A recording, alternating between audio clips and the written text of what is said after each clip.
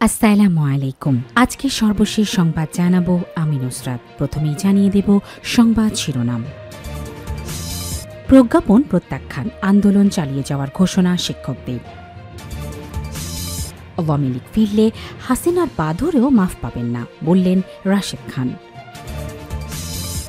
যুদ্ধবিরতি লঙ্ঘন করে গাজায় ইসরায়েলি হামলা, নিহত ৩, শিশুসহ ১১।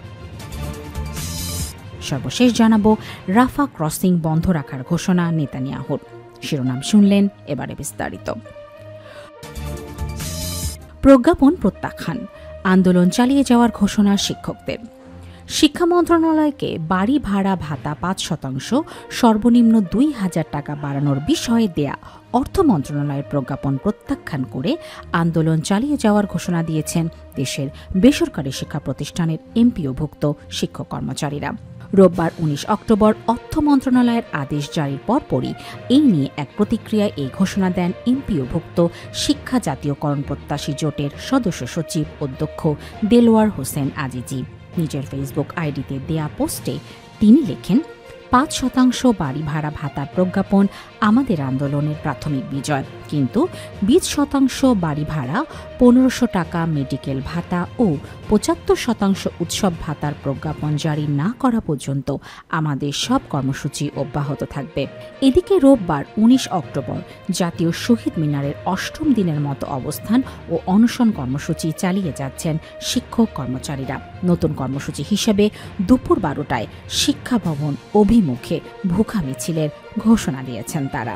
বাড়ি ভাড়া ভাতা ২০%, মেডিকেল ভাতা ১,৫০০ ও উৎসব ভাতা ৭৫% বৃদ্ধি করে প্রজ্ঞাপন জারি না করা পর্যন্ত আন্দোলন চালানোর হুঁশিয়ারি দিয়েছেন শিক্ষকরা। এর আগে এদিন সকালে বাড়ি ভাড়া ভাতা মূল বেতনের ৫% হারে এবং সর্বনিম্ন ২,০০০ টাকা বৃদ্ধিতে সম্মতি দেয় অর্থ বিভাগ।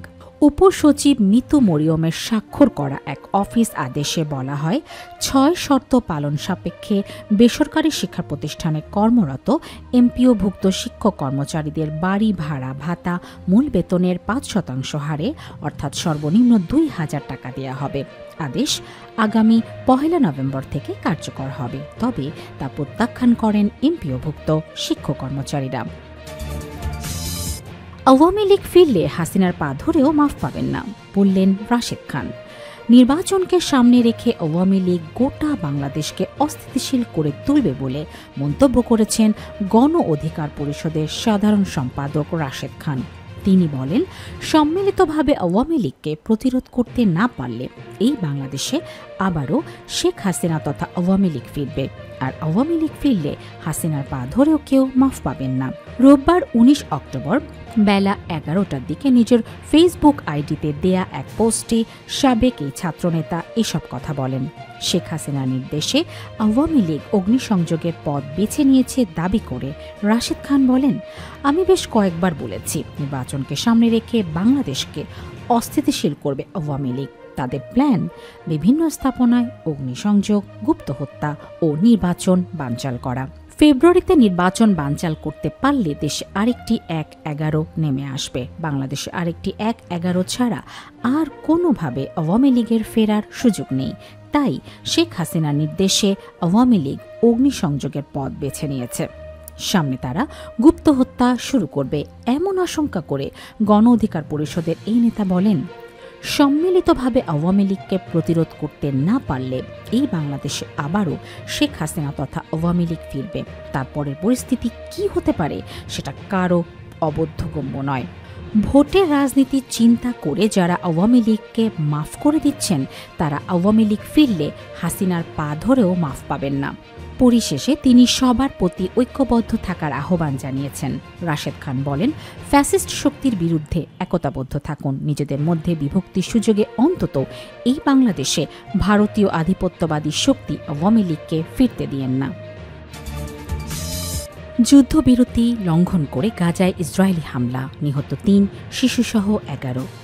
ফিলিস্তিনের অবরুদ্ধ গাজায় ইসরায়েলি হামলায় একই পরিবারের ১১ সদস্য নিহত হয়েছেন। নিহতদের মধ্যে ৭টি শিশু ও ৩ জন নারী। যুদ্ধবিরতি কার্যকর হওয়ার মাত্র ৮ দিন পরেই ইসরায়েল চুক্তি লঙ্ঘনের এই ঘটনা ঘটাল। রোববার ১৯ অক্টোবর এক প্রতিবেদনে এই তথ্য জানিয়েছে সংবাদ মাধ্যম আল জাজিরা। গাজার সিভিল ডিফেন্স কর্তৃপক্ষ জানায়, শুক্রবার সন্ধ্যায় গাজা সিটির জাইতুন এলাকার আবু শাহবান পরিবারের বেসামরিক একটি গাড়িতে ইসরায়েলি বাহিনীর ট্যাঙ্কের গোলা আঘাত হানে। গাড়িটি করে তারা তাদের নিজ বাড়িতে অবস্থান দেখতে যাচ্ছিলেন।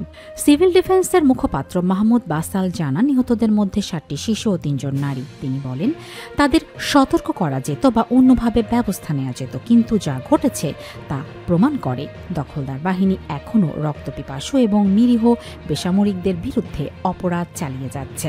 সংস্থাটি এক পৃথক বিবৃতিতে জানায়, জাতিসংঘের মানবিক বিষয়ক কার্যালয়ের OCHA সহায়তায় তারা এখন পর্যন্ত 9 জনের মরদেহ উদ্ধার করতে পেরেছে। তবে 2টি শিশুর মরদেহ এখনও নিখোঁজ, কারণ প্রচণ্ড বিস্ফোরণে তাদের দেহাবশেষ ছিন্ন বিচ্ছিন্ন হয়ে গেছে। হামাস এই ঘটনাকে গণহত্যা বলে নিন্দা জানিয়েছে। সংগঠনটির দাবি, কোনো কারণ ছাড়াই ওই পরিবারের উপর হামলা করা হয়েছে।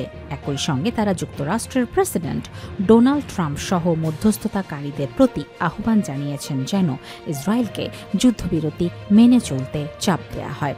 এদিকে চলমান বন্দি বিনিময় চুক্তির মধ্যেই শনিবার পর্যন্ত ইসরায়েলে অন্তত 38 ফিলিস্তিনিকে হত্যা করেছে বলে জানিয়েছে গাজার মিডিয়া অফিস।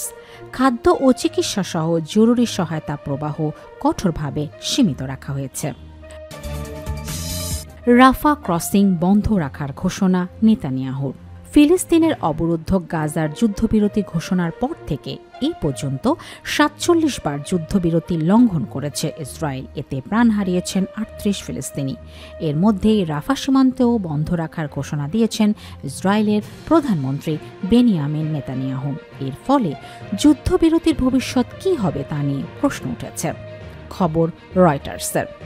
গাজায় যুদ্ধবিরতির পরেও বন্ধ হয়নি ইসরায়েলি আগ্রাসন। গেল 10 অক্টোবর চুক্তি কার্যকরের পর থেকে এই পর্যন্ত ৪৭ বার লঙ্ঘন করেছে তেল আবিব।